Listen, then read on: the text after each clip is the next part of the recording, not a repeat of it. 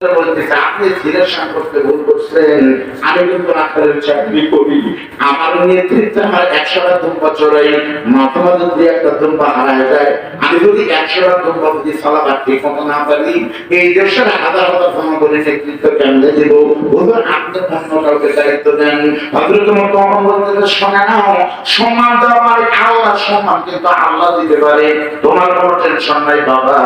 আমি তোমাকে শেখাই যে শুধু দুটা কাজ করবা,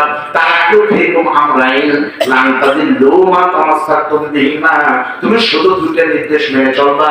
1 নম্বর প্রত্যেকটা রায় দেবা কিন্তু কোরআন থেকে, আর 2 নম্বর আদর্শ হবে বিশ্বনবীর সুন্নাত তোমার সামনে। এই দুটো আদর্শ তুমি মেনে চলো, তাহলে তুমিও কিন্তু ভালো করতে পারবা। এই দায়িত্ব দেওয়ার বাবা হযরত ওমর চলে গেছে, 3 মাস চলে গেল, কোনো খবর নেয়নি। তখন তার ইন্টারনেটের যুগ না, যেমন আমি কিন্তু ওয়াজ করতেছি ধাওয়া করা, সারা পৃথিবী কিন্তু সরাসরি লাইভ দেখতেছে, কিন্তু এখানকার ওয়াজ তখন তো এরকম মিডিয়ার যুগ না। হযরত ওমর কিন্তু খবর নিতে পারেনি, ফোনের যুগ না, ইমেইলের যুগ না, তখন কিন্তু হযরত ওমর কিছু সংবাদ জানে না। 5 মাস চলে গেল, হযরত ওমর কোনো খবর নেয়নি। 7 মাস চলে গেল, কোনো খবর নেয়নি। কিন্তু হযরত ওমর কিন্তু এইটুকু জানে, ওই দেশের সংবিধান ফেরত আল্লাহর কোরআন, সাইদের না আমের কোরআন দ্বারা চালাচ্ছে। আর কোন দেশের সংবিধান যদি আল্লাহর কোরআন হয়, ওই দেশের খবরদার কোনো সমানের দরকার নাই, ওই দেশটাকে নিতে মদিনা হয়ে যাবে।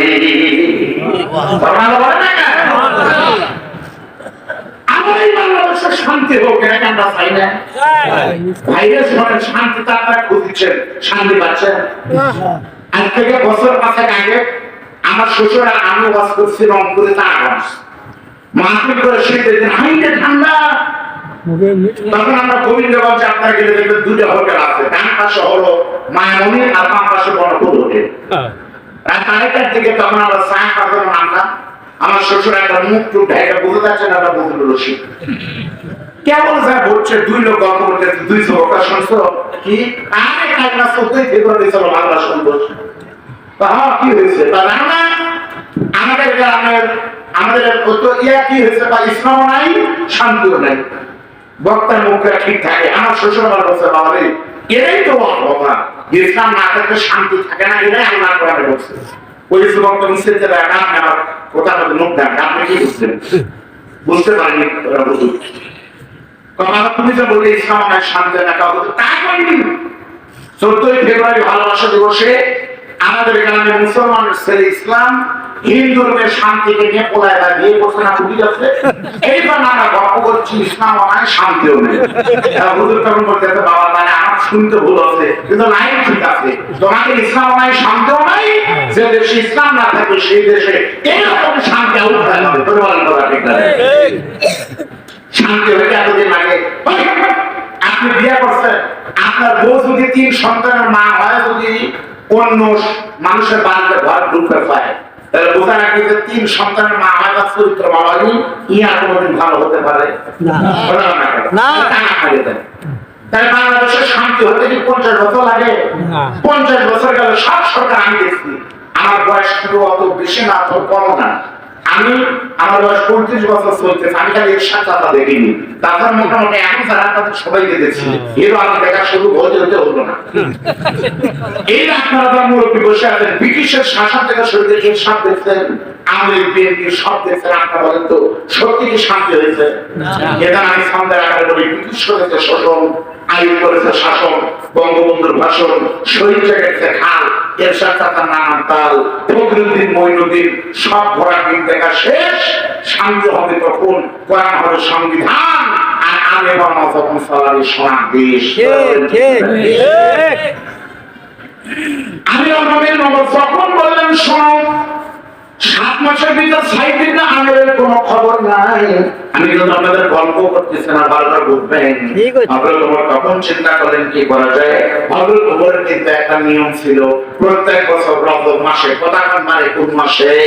রজব মাসে, কিন্তু রজব মাসে হযরত ওমর প্রত্যেকটা দেশ থেকে 100 জন করে গরিবের তালিকা করে ওই 100 জনের গরিবকে একটু টাকা দিতেন, বড় বড় একটা অনুদান দিতেন। কারণ হলো রজবের পরে কিন্তু শাবান মাস আসবে, শাবানের পরে কিন্তু রমজান আসবে, গরিব মানুষকে টাকা দিতেন, তো রমজান মাসে ইফতার ঠিক মতো করতে পারে, সন্তানদের নিয়ে যেন ভালো মন্দ খেতে পারে, সেই জন্য প্রত্যেকটা দেশ থেকে হযরত ওমর 100 জন করে গরিবকে প্রত্যেক বছর নতুন নতুন গরিবকে সাহায্য করতেন। আপনারা এখন শুনছেন নতুন কোন কি হযরত ওমর এক মানুষ যদি এক দেশ থেকে 100 জন করে গরিবকে সাহায্য করে, আমাদের এলাকার অমুক নেতা তো এক দেশকে, আমাদের এলাকার অমুক নেতা এক ইউনিয়নের 500 লোকের কাপড় দেয়, তাহলে হযরত ওমরের চাইতে এই নেতাই বেশি দেয়।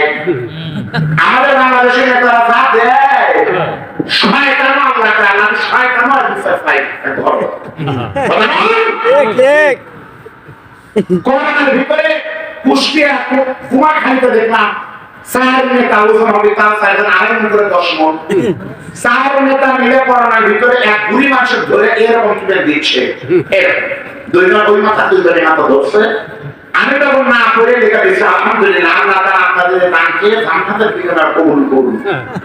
একজন আমাকে আবার মেসেঞ্জার দেখছো হুজুর আপনি যে 4 নেতা কত দোয়া করলেন, জান্নাত দোয়া করলেন, আপনি কি জানেন ওই বুড়ি মানুষ কি দিচ্ছে? না ভাই ফেসবুক কিন্তু দেখবেন মানুষ না বলে কিন্তু মেরে দেয় করছে, আমার মা মারা গেছে করছে আলহামদুলিল্লাহ আল্লাহ তাকে ভালো রাখুন সুস্থ করুন মস্ত না বলে আমি তখন না তো ভাই তো ভালো করে দেখিনি 4 নেতা মিলে দিচ্ছে এইভাবে ধরে আমি মনে করছিলাম সোনার ব্যাংকে লাখ 2 টাকা দিচ্ছে এমন একটা আমি দেখছি ভালো ভালো তখন বলতেছে ভালো করে দেখেন কি দিচ্ছে। আমি তখন আমার প্রোফাইলে ঢুকে যেখানে 4-10 মণের নেতা কি দিল রে, আসলে ঢুকে দেখি সোনার ব্যাংকের সেট না 4 জন মিলে মাস্ক দিচ্ছে, মাস্ক একটা মাস্কের দাম 5 টাকা, তোরা সে ভালো মশালে ধরে দিচ্ছু 10 মণের নেতা দিচ্ছে মাস্ক 5 টাকা দামে, ব্যাংকটা যদি হয়ে যেত আমি আব্দুল বাদী রশিদি সারা বাংলাদেশের মানুষের কিছু দূর নেই, এটা হলো শয়তানি, এটার নাম কি শয়তানি। আর আমিরুল মুমিনিন যাকে দিতেন তার 14 বছর কিন্তু কোন জানার ভিক্ষা করা লাগেনি। তোমার কিন্তু বলতেন তুমি কি করো আমার কিছু নেই, তোমার তখন বলতেছে একটা দোকান করে দিই, যে বলছে আমি নার্সারি করবো, তাকে নার্সারি করে দিয়েছে, কর্মসংস্থানের সুযোগ করে দিয়েছে। বলেন সুবহানাল্লাহ। এবার হযরত ওমর তালিকা তৈরি করতেছে, মনে করেন হযরত ওমর 15টা দেশের খলিফা, ভালো করে বলতেন হযরত ওমর প্রত্যেকটা দেশ থেকে যদি 100 করে খলিফার তালিকা করে তাহলে 1500 দেশ থেকে তালিকায় কয়জন হয় বা কয়জন হয় 1500 লোক হয়। মনে করেন সিরিয়া একটা দেশ, মদিনা একটা দেশ, মক্কা একটা দেশ, লিবিয়া একটা দেশ, তারপরে হিমস কিন্তু একটা দেশ। হযরত ওমর বলেন প্রত্যেকটা দেশ থেকে 100 জন করে খলিফার তালিকা তৈরি করে আমার কাছে জমা দাও, 2 জন করে সেনা সদস্য তদন্ত করে ওমরের কাছে যখন তদন্তের রিপোর্ট জমা দিয়েছে, আমার দিকে তাকান ভালো করে বুঝেন, আমিরুল মুমিনিন হযরত ওমর তাহাজ্জুদের নামাজ পড়ে তালিকা বের করে দেখতেছে, দেখি তো আমার কাছে প্রত্যেকটা দেশের গরিবের তালিকা তৈরি হয়েছে, দেখি তো কোন দেশের গরিব কারা। এই গরিব দেখার জন্য হযরত ওমর যখন তদন্ত করে দেখতেছে তখন মনে করলে দেখি তো নতুন দেশের কি খবর, নতুন দেশের নাম কিন্তু হিমস, মনে না আপনাদের, আর নতুন দেশের খলিফার নাম কিন্তু সাইদ ইবনে আমির। তখন বলতেছে দেখি তো এই দেশের গরিব কারা, তালিকায় কারা কারা স্থান পাইছে। অন্যদের পরিচয় টুকরা পাগল উম্মাদের শুনে আমি কিছু দেওয়ার পারবো না, আল্লাহ আপনাদেরকে পুরস্কার দিবে, নিয়তকারী ভালো করে একটু আমাদের শোনেন। তখন হযরত ওমর দেখতেছে গরিবের তালিকায় কারা আছে, খেয়াল করে দেখতেছে 100 জন গরিবের ভিতরে, হিংসার গরিবদের ভিতরে 2 থেকে 100 পর্যন্ত নিচের 99 জন। এই 99 জনকে হযরত ওমর কোনদিন দেখেনি, এই নিচের 99 জনকে হযরত ওমর চিনেও না। কিন্তু গরিবের তালিকার ভিতরে 1 নম্বর গরিব হিসেবে যে লোকটার নাম দেখা যায় সে আর কেউ নয়, সে হলো ওই দেশের মুখ্যমন্ত্রী, গভর্নরের নাম হলো হযরত সাইদ ইবনে আমির। তাহলে একটা দেশের প্রধানমন্ত্রী গরিব হয়, এটা আপনাদের বিশ্বাস হয়? আমাদের হয় না, কিন্তু মানা করা নাই দেখতে তাই কিন্তু হয়, ঠিক না? আমাদের কিন্তু সেটা সম্ভব। ভালো করে বলবেন। হযরত ওমর তখন বলতেছে তালিকা তৈরি করলো কে? 2 জন সেনা সদস্য হযরত ওমরকে বলে আমিরুল মুমিনিন আমরা তালিকা তৈরি করেছি। হযরত ওমর ধমক দিয়ে বলতে চাই বেটা আমি তোমাদেরকে বললাম গরিবের তালিকা তৈরি করবি, আর তুই কেন ধনীদের তালিকা তৈরি করেছিস? ওই আমরা পছন্দ করে বলতেছি আমরা তো গরিবের তালিকায় তৈরি করেছি। হযরত ওমর বলতেছে কেমন গরিবের তালিকা? প্রধানমন্ত্রী যদি একে থাকে তাহলে গরিব হয়েছে, তাহলে তো ধনীদের তালিকা তৈরি করেছিস। তখন দুইজন সেনা সদস্য কাঁপতে পারবে, হুজুর বিশ্বাস যদি না হয় আপনি অন্য লোক পাঠা তদন্ত করেন। আমরা 1 মাস ধরে প্রধানমন্ত্রী এলাকায় শুধু করেছি, খোঁজ খবর নিয়েছি, আমরা দেখেছি ছদ্মবেশে ওই দেশে সবচেয়ে কম দামি বাড়িতে থাকে প্রধানমন্ত্রী সাইদ ইবরাহিমের, সবচেয়ে কম দামি খাবার খায় সাইদ ইবরাহিমের, সবচেয়ে অল্প দামি কাপড় পরে কিন্তু সাইদ ইবরাহিমের, সবচেয়ে অল্প সদা পাতি খায়, সবচেয়ে কম দামি বিলাসিতা করে প্রধানমন্ত্রীর পরিবার সাইদ ইবরাহিমের ছেলেরা। এর জন্যই কিন্তু আমরা পছন্দ করেছি, আমরা কিন্তু ভুল করিনি। এই কথা যখন হযরত ওমরকে বলেছে, হযরত ওমর তখন বুঝতে পেরেছে ঘটনা সত্য। এই কোরআন যদি কোনো মানুষ বুকের ভিতরে ধারণ করে, সেই মানুষ জনগণের টাকায় আলোক করে না, ওই মানুষ তখন জনগণের খাদেম হয়ে যায়। বাংলাদেশ থেকে এটা বুঝবেন, আপনারা নিয়োগ করেন মক্কা মদিনা করেন, তাহলে বুঝবেন। আমি নিজের চোখে দেখছি, এই নিজের চোখ আমাদের এসেছে। আপনারা দোয়া করেন এই রমজানের দ্বিতীয় রমজানে আমাদের চাই আল্লাহ সব ঠিক রাখে, আমার মক্কা মদিনা যাচ্ছি ইনশাআল্লাহ। আমি আপনাদের সালাম মদিনা পর্যন্ত পৌঁছাই দিব ইনশাআল্লাহ। আপনাদের বিরত হচ্ছে না না না।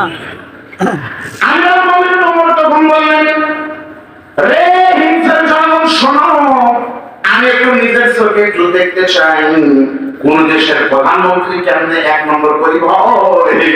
এটা দেখার জন্য আমি ওমর খাত্তাবের ছেলে অর্ধবৃত্তের খলিফা আগামী শুক্রবারের জমার দিন নিজে একটু তোমাদের ওই হিংস দেশে একটু যাবার চাই, আমি একটু নিজের তদন্ত করবো প্রধানমন্ত্রী কেমনে গরিব হয়। আপনারা বলেন তো, হযরত ওমর যখন বলছে আমি নিজে যাবো, তখন ওই দেশের মানুষরা আনন্দ পাবে না কষ্ট পাবে?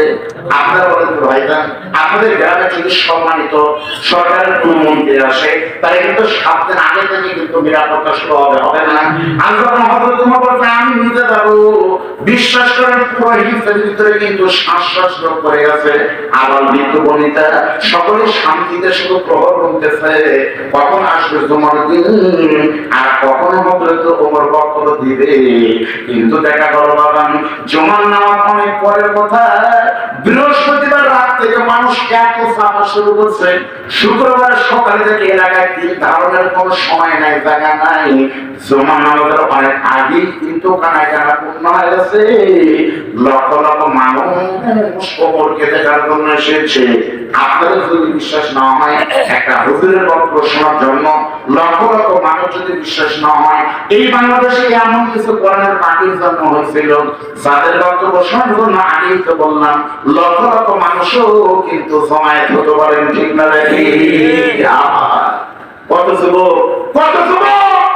মাঠে তো মিজানুর রহমান আজহারী আর মুক্তারে হামজা আমাদের মুরব্বী আল্লাহ আমার কথা শুনে মহাব্বত দিয়ে কতজন কোরআন হাতিয়েছে নেয়নি। আজকে দেখেন কি অবস্থা। আমি চিন্তা করে দেখুন, আচ্ছা এত হুজুরের কিছু হয় না, এরপর আমাদের কি অপরাধ? আমি আমার উত্তর খুঁজে পাইছি, আমি দেখছি আপনারা দেখেন পরীক্ষা করে হক কথা বলবেন, আপনি দোষী হবেন। কথা বলা আপনার বউ পর্দা করেন, আপনার জীবন শোনো বউ পর্দা করে না করো, তোমার বাপের বাড়ি যাওয়া নিষেধ, মহাত্মা যাওয়া নিষেধ, বউরা যাওয়া নিষেধ, বোরকা করে বানান। আপনার বউ তখন বলবে কি আমি নাই দিকের করে আমার চরিত্র খারাপ কন, বউ আপনি বলবেন না ওটা বুঝি না, আপনি যদি বের হও বোরকা করে দেওয়া লাগবে। আপনার বউ তখন কিন্তু মন খারাপ করে বলবে আমি জানি আপনার সাথে বিয়ে হওয়ার জীবনটা ধ্বংস হয়ে গেছে, এই পাড়ার সকলে আমার দেখতে পারে, কারণ আপনি আমার বিরুদ্ধে পান। আসলে আপনি কোরআনের কথা বলে কিন্তু পর্দার কথা বলছেন, অথচ বউ মনে করছে আমার বিরুদ্ধে করছে। কথা ঠিক না? হক কথা বললে দোষ হয়, আর কথা বললেই দোষ হবে, কথা বলে না কিছু হবে না। আগামীকাল যদি সমালোচনা হয় আমার কার হবে, একসাথে বসে আছে 3 জন বলে আমার হবে না আমার হবে, আপনারা আমার হবে না আমার হবে, আমার হবে, আমি কথা বলছি মুরব্বী বসে আছে, মুরব্বীর কথা কিন্তু কেউ কবি নাই, ঠিক না বেঠিক বলেন? আমার ভাই আপনাদের এক উদাহরণ দিলে 1 মিনিট বুঝবেন, কিছু কথা ইঙ্গিতে বললাম, এটা কিছু অভবি প্যান্ডেলে আর কিছু কথা হবে ক্যান্ডেলে, ভালো করে বুঝবেন। একবার খাওয়া খোলা না হলে ফাইনাল খেলা আপনাদের কি মজলিস সারা মজলিস, একটা মজলিস হলে মানে একটা পাখি আছে